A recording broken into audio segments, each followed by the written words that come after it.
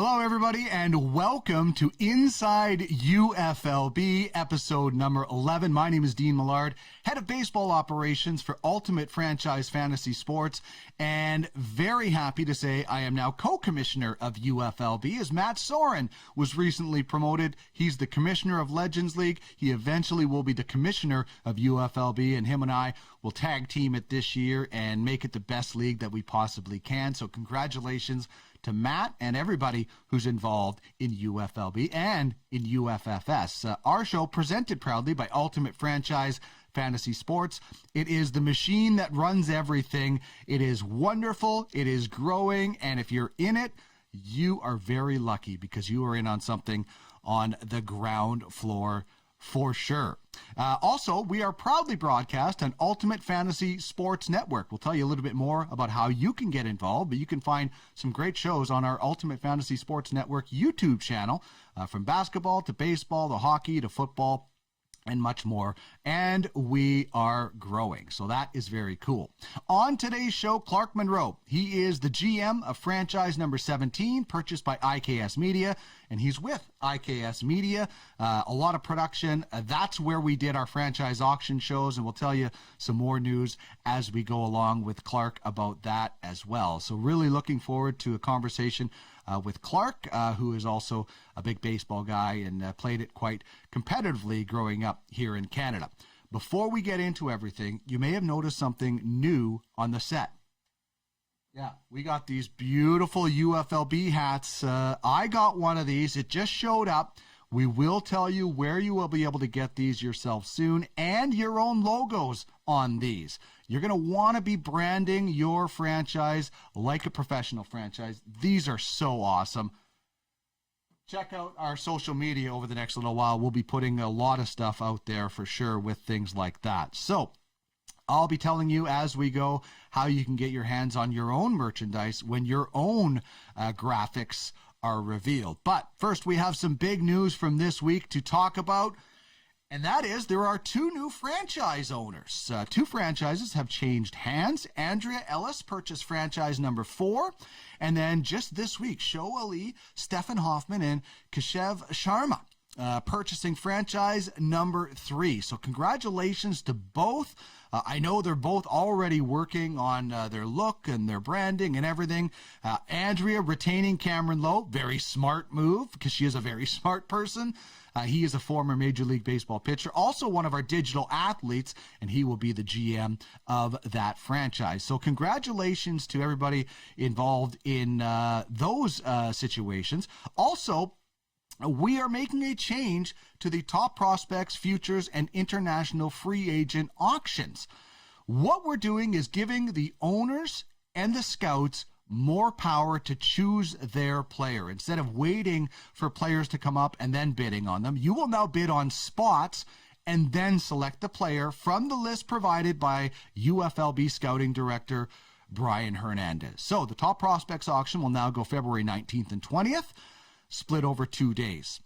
Futures auctions will be 3 days, the 26th, 27th, and 28th of March.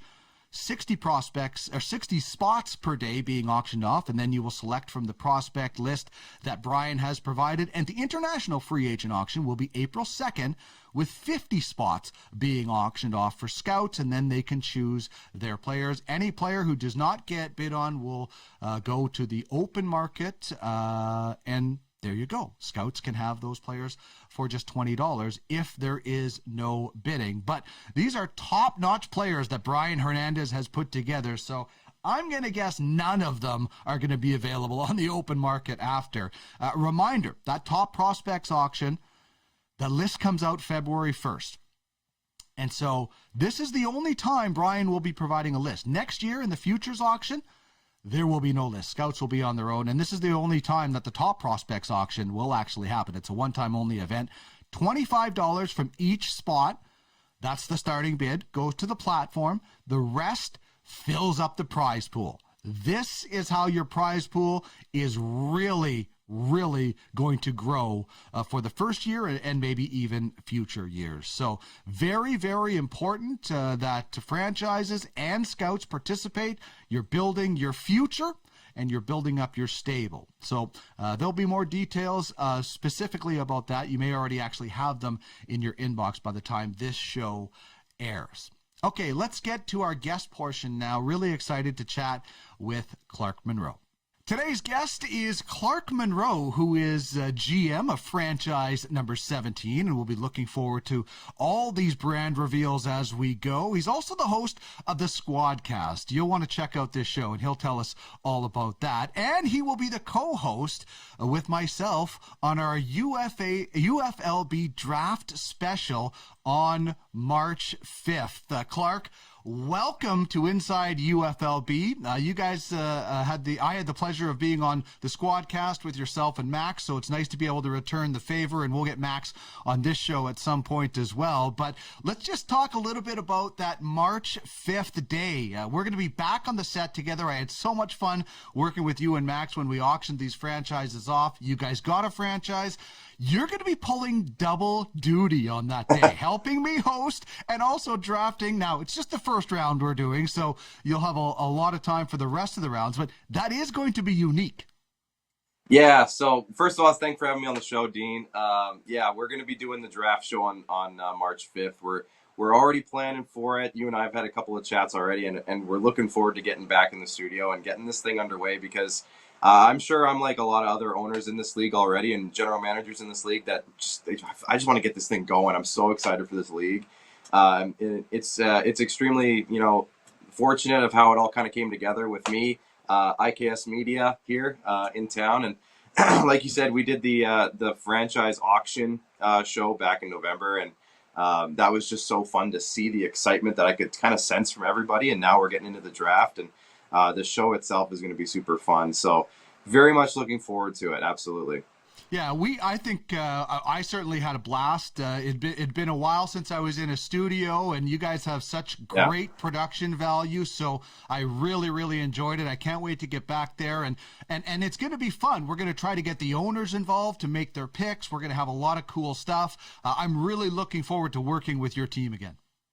Yeah, I don't know how much we want to let out of the bag at this point, but we're going to try to get, at least one representative from each team involved in the actual broadcast itself, and can, have a really big draft feel to it. Like you see the shows on TV, everybody loves watching drafts. We're going to try to make it kind of like that. We're going to give everybody their own virtual podium type stuff, and it should be a lot of fun. And like you said, I'm pulling double duty. So we were talking about it with my staff here in our last meeting, and they were like, "Oh, you're abandoning us." I'm like, "Guys, I think you can handle it. I'll still be talking to you guys. I'll have the inside scoop if that helps." But so we'll have to see how that all works out. If they're gonna hate me for it, or maybe a mutiny will be on our hands during the draft.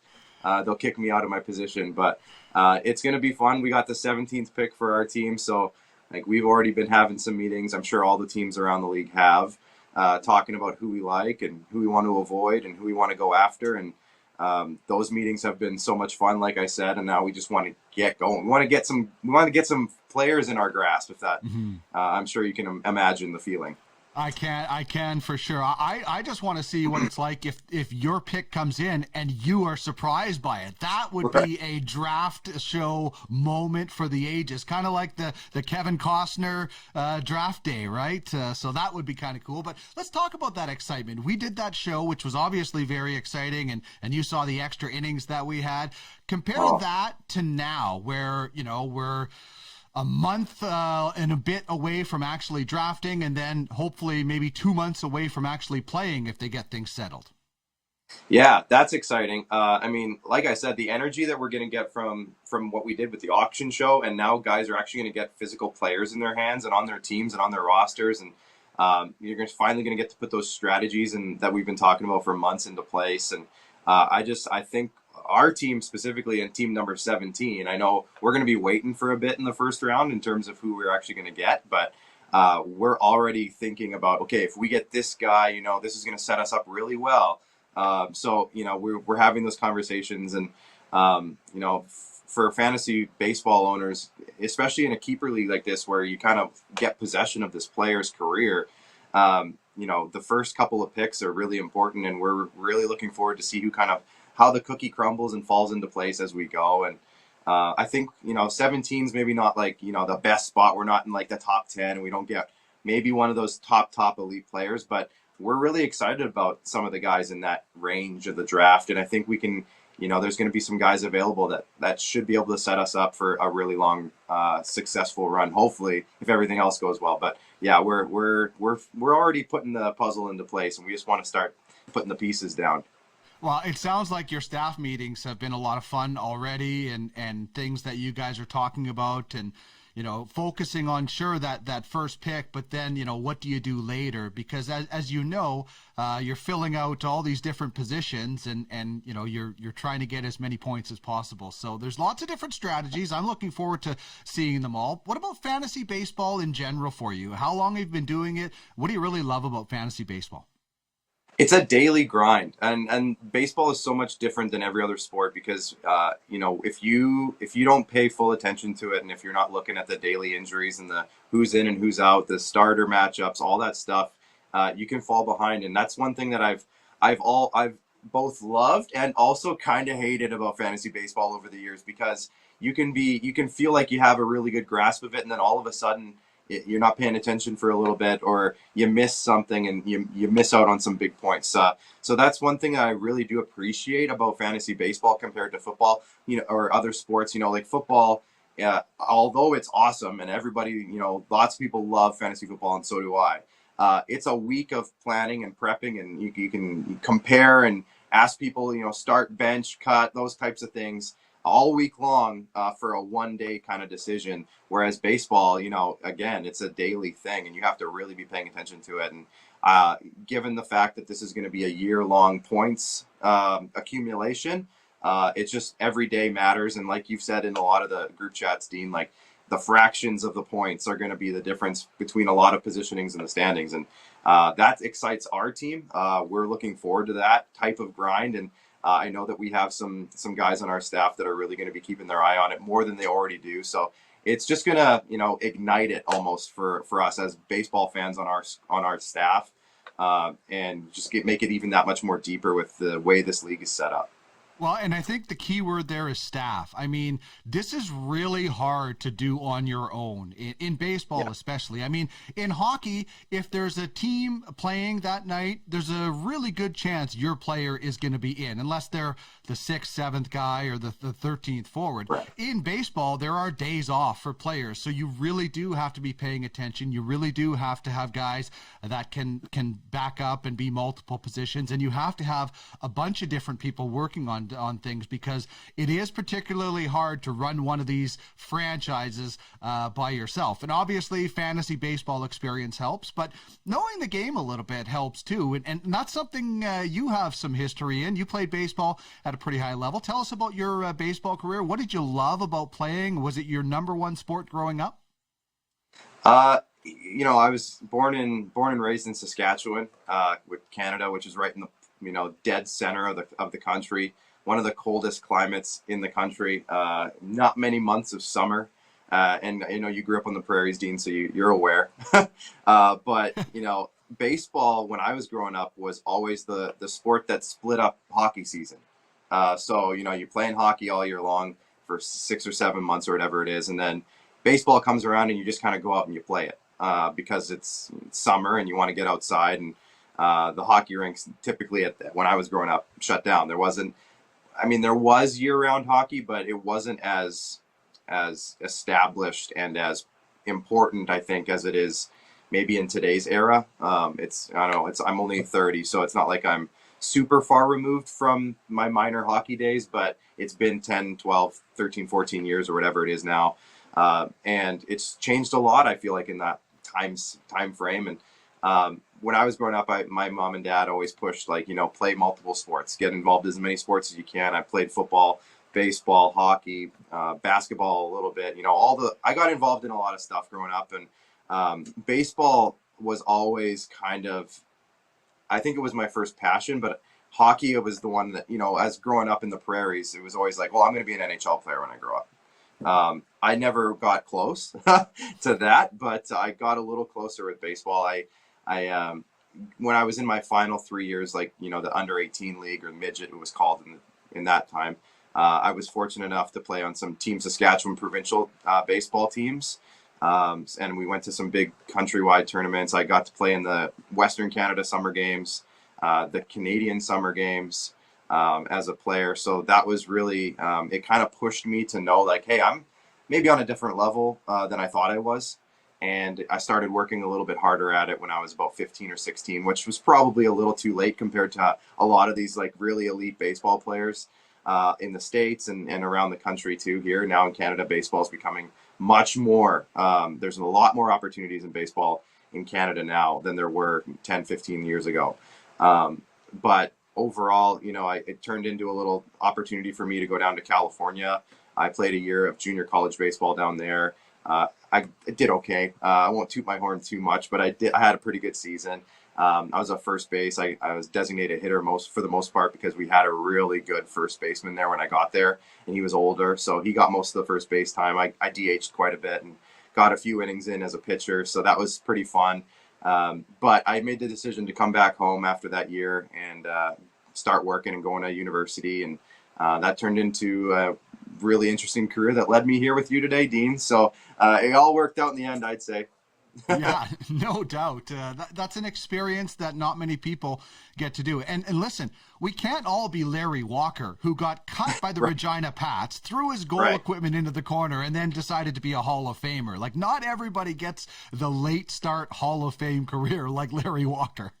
Yeah, exactly. I mean, that guy, he was kind of that comparison for a lot of kids growing up where we're all kind of like the lumberjack heavy hitting kids, and I definitely liked that. That was kind of my personality back when I was growing up. I was always a first baseman because I was a bigger guy, kind of a power pitcher to an extent. I mean, I couldn't throw 90 or anything, but that was always kind of my thing. I loved starting pitcher type of thing. I loved going out there and shutting other teams down. So Larry Walker was definitely an inspiration for sure growing up because of the path that he took and the way he played the game. And he's always been, definitely a big inspiration for sure. All right. So who was your favorite player growing up, and who's a guy that you love to watch in today's game? Well, as mentioned earlier, being a first baseman, it was always Carlos Delgado for me. Again, growing up in Canada, the Blue Jays were always on TV, and Carlos Delgado was my guy. Like I'm a lefty. He was a lefty. I mimicked his swing, which growing up probably wasn't a good thing because he kind of had a unique swing and it was really hard to mimic. But I always loved watching him just crush balls and hit them into the hotel and the Sky Dome back in the day. And so he was always my guy. And it's kind of transitioned now. Vladdy, I mean, the way Vladdy plays the game and how vicious he is at the plate. And he can just do a little bit of everything. He's not just a power hitter. I just love the way he approaches the game. And I know his passion's there because we've been watching him since he was like 4 at the All-Star games and stuff. So I know that he loves the game and he puts everything he's got into it. And he's just leading the way for this next generation of Blue Jays baseball. And again, we're not going to be super biased on our squad on number 17, but if Vladdy ever fell, which he won't, but if he did, he would be an auto pick for us. Like, it wouldn't take long for him to become a member of squad number 17. Yeah, that would be an interesting fall if he landed to you guys. Yeah, I might have to start spreading some slander around just so people are questioning him or something. No doubt. Well, there's certainly lots of rumors going on right now about what's happening with Major League Baseball. And I'll be honest, I said all along, I don't think they're going to miss any games. I can't predict that 100% for sure as far as regular season. And if they do, it might only be a few, but I don't think they're going to do a whole lot. And even some of the words that's coming out of these meetings, I know they're working and it's slow, but I feel optimistic about the things that they're talking about right now. I'm not sure how you feel about it. Well, you mentioned earlier the show that I host, the Squadcast. Dean, you've been on it. We've had a good chat before, but we've had the great privilege and honor of having Ross Stripling as one of our guests. He's been on our show 3 times, twice during the season last year, and then once now in the off season. And he is the union rep for the Toronto Blue Jays, actually. So last time we had him on, we were kind of grilling him. We didn't know that going into the interview. Honestly, we didn't know that he was the union rep. So we were kind of grilling him on the lockout and his thoughts on it. He's like, well, I'm actually the union rep, so I've kind of been in all the meetings. And we were just like, all right, let's dig in now. So we dug in, and hearing him talk about what the players union wants out of this, I really think it's reasonable. I really do think that their thoughts and what they want are, for the best of the league. They want to improve the league. They want to improve, players' well-being. Especially, I don't think that anyone would argue that the big boys in the MLB get paid a lot of money. We all know that, but there is a bit of a separation from the big boys and the guys at the bottom. And I think they're trying to do is raise up the lower class a little bit.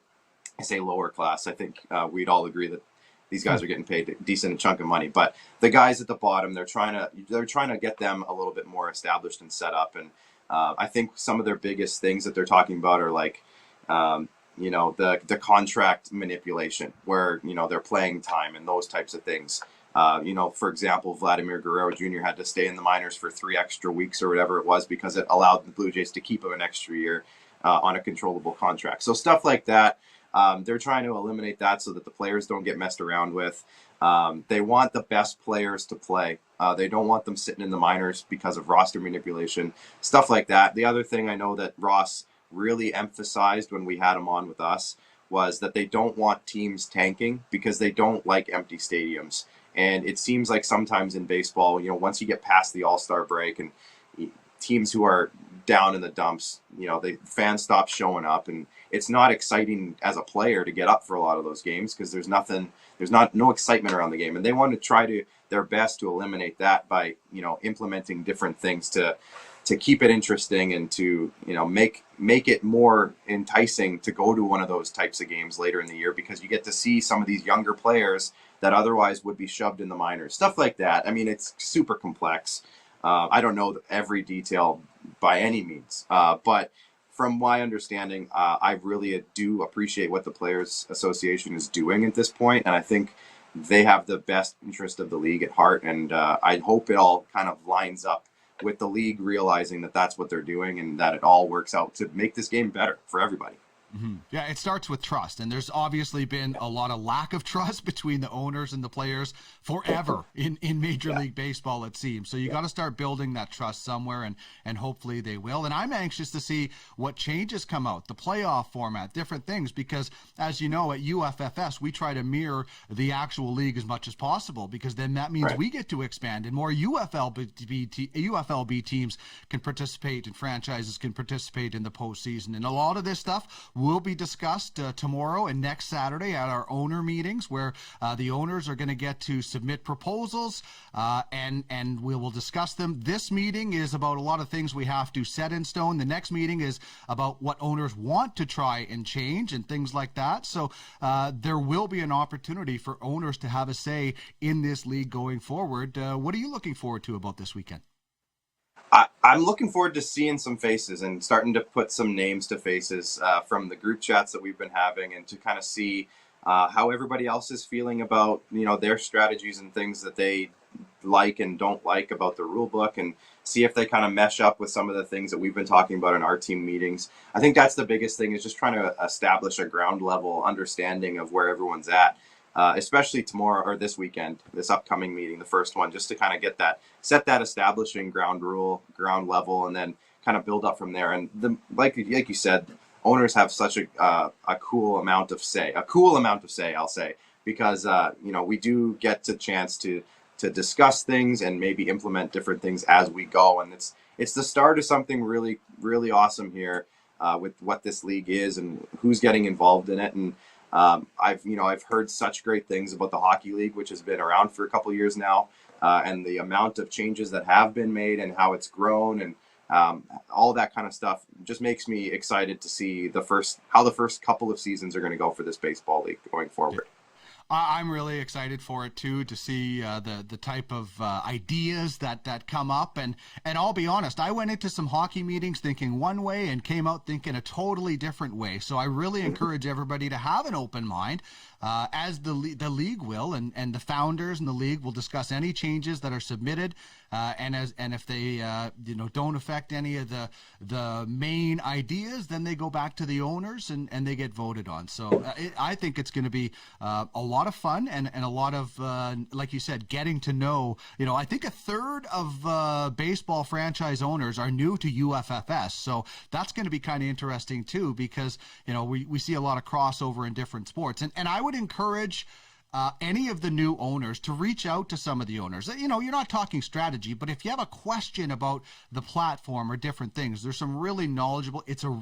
Look, we're all competing. Everybody wants to win. I want to win in hockey, but we're all trying to build something more special than just a fantasy league as well. And Tony Karandek is going to present at our meeting with some franchise token stuff that's really, really going to be, I think, very cool for the franchises. So, okay, before we let you go, got to ask you about the Squadcast. Of course, IKS, pump it up a little bit. Tell us where we can watch it. You're obviously very involved in the Rod Peterson show, so tell us a little bit what you guys do and where we can find the Squadcast. Yeah, so under the umbrella of IKS Live, we have a few different projects going on. The company that I work for, again, IKS, is really involved in live events. That's kind of the big thing that they started with. They're really involved in like curling events, for example. They do live hockey broadcasts, like doing, bringing the cameras in the venue and putting on a show, graphics creations, all that kind of stuff. We're getting into the NFT market on the IKS side as well, which UFFS has a lot to do with. So we're getting some athletes going there, which is really exciting stuff. And we have a great design team that are working on that like night and day, getting that NFT project off the ground. So that's really exciting stuff there. But like you said, we also do live broadcasting, which is the Rod Peterson show, which is I'm a producer for that show, guest booker, graphics, comment moderator, all that kind of stuff going on throughout the show. So that's a daily show. We're on national television on the Game Plus TV network and YouTube Live. So we've been doing that now almost 3 years, which feels crazy to say because 2 years of that 3 years was pandemic and still kind of is. So we're getting through that, but that was kind of crazy. You start a sports talk show and then sports shut down. Not usually what you want. But through that, we kind of developed this secondary show, this kind of AHL show, the AAA show, as we called it for the Rod Peterson show, which is called the Squadcast. I host that. With my co-host Max Ritz, who you saw if you watched the franchise auction. He was on day 2 of the franchise auction show way back in November. He was actually a summer student with us here, and it turned into this thing where we would just argue about sports all day. When after the show was over for the Rod Peterson show, we would just argue, and he's like, "We could make a show out of this," and I kept telling him to shut up because I'm like, "I don't have enough time for this." And he was like, no, we could probably do it. Let's try it. And I'm like, all right. So we put our heads together. We talked to Paul, my boss at IKS, and he loved the idea. He just wanted some more usage out of the studio space. And we turned it into a show that we've been doing now for 67 weeks. We just had our 67th episode. So we're super excited about how that's been going. It's a super fun way for myself, who's usually behind the scenes, to kind of get out in front of the camera and vent a little bit about some stuff and talk to some friends and meet new people. And we've met some great people over the course of both shows that I'm involved in, and it's turned into something really cool. So the Squadcast is every Tuesday night. We have Facebook, YouTube, Twitter. You can search it up there, and it's like I said, it's put us into some really cool situations and meeting some really cool people. So it's been fun to get involved with that. And I'd imagine there might be a little UFLB talk as things get hotter on the Squadcast, with the Squadcast crew being involved in franchise number 17. Yes, absolutely. Well, the best part is you mentioned earlier about the staff. So it's me and Max. I mean, I'm GM and he's assistant GM, and that's kind of the way we're kind of going about it. But one of our guests on the Squadcast that we've had on, I'm going to say 7 or 8 times now, his name's Craig Ballard, and we call him our baseball savant. His brain is just wired to know about everything there is to do about baseball. So we immediately thought he'd be a perfect guy to just bring on to be our everyday go-to information outlet. So he's our guy there. And then we have another guy here in town who I played ball with back in the day. Max is great friends with him. His name's Tanner Ring. He's a baseball instructor here in town, among other things. He's a provincial championship winning coach. And we brought him on. He's a massive baseball fan, and he has a great perspective on the game. So that's kind of our main 4. guys, and together like you mentioned earlier, we've had tons of meetings already, and we're chatting about what we like and what we kind of want to, be as a team, and what kind of roster we want to have. And we're having more meetings this weekend to kind of nail down a few more rankings and things like that. So we're looking forward to getting those prospect lists that everyone keeps talking about, that Brian's hoarding. And we're just waiting to see those lists. And once we get past that step, we're looking to get into that veteran draft and kind of get our roster together. And, we talk about it daily. We have a group chat ourselves, and we're just amped up, Dean, and we want to get this thing started. February 1st, that list will be out courtesy of Brian Hernandez. Clark, this has been a blast. I've really enjoyed getting to know you and the gang that you guys have there. And as mentioned, the work that IKS does is spectacular. And I can't wait to get back there in March in studio and find out who's going to go 1, 2, 3, all the way right to 30. So thanks so much for joining us. So we'll talk to you again tomorrow at the owners meeting, and enjoy the UFLB. All right. Thanks, Dean. Big thanks to Clark, and of course the IKS franchise, or IKS, well, they will have a franchise, they own a franchise, but the IKS team that does such great work. I can't wait to be back in studio with them, and what a unique concept. We'll have a GM on the show, maybe critiquing some other franchises. Maybe that's how you start a rivalry. Everybody's saying you can't have rivalries in the point system. You can. There are so many good rivalries in our hockey point system. Plus, remember, you're battling for your rivals in your divisions. Those will also be talked about this weekend at the owners' meetings. But if you want to get in contact with us at the UFLB and at UFLB_scouting on Twitter, email us info@UFFsports.com. or UFSN at UFFsports.com if you'd like to get your show on our network. And the websites to check out, www.UFFsports.com and UltimateSportsNFTs.com. There is the UFF Sports website. And of course, you can get to our NFT website from there as well. Some really cool stuff that we have coming down the pipe when it comes to NFTs and so much more. Okay, so to wrap things up for this episode, owner meetings tomorrow. Can't wait to get to know everybody. This is where franchise owners will get to discuss important and make important decisions for the future.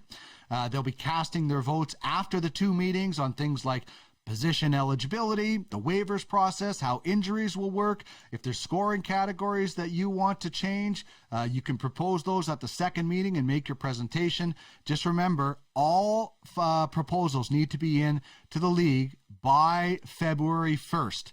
Reach out to me on Telegram or email me. Get them into the league by email. The more detailed, the better.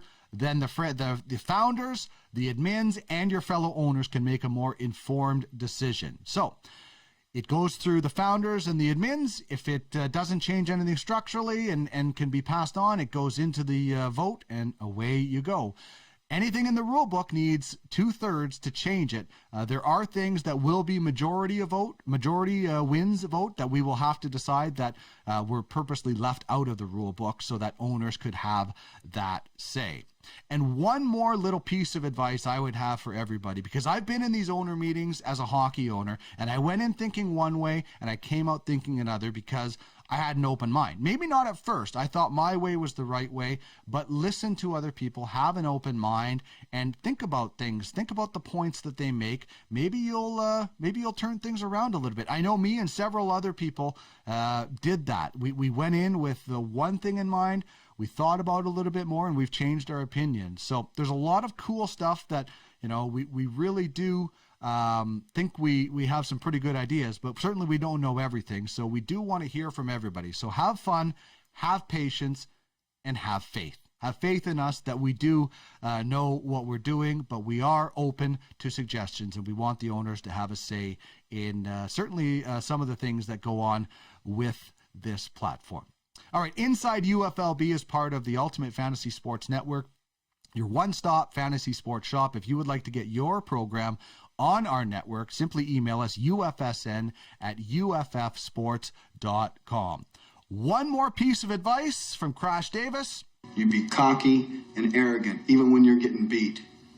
That's what every franchise owner, GM, scout should be doing. Thank you so much for tuning in to the program today. Big thanks to Clark Munroe for joining us on the show, Franchise 17, and the great work at IKS. Can't wait to be back in studio with them. And thank you very much for tuning in. Whether you're an owner, a GM, or just a baseball fan, thank you very much. One last piece of advice from me: ban the shift. Major League Baseball. And end the lockout, of course. Thanks, everybody. We'll see you this weekend. Have a good one.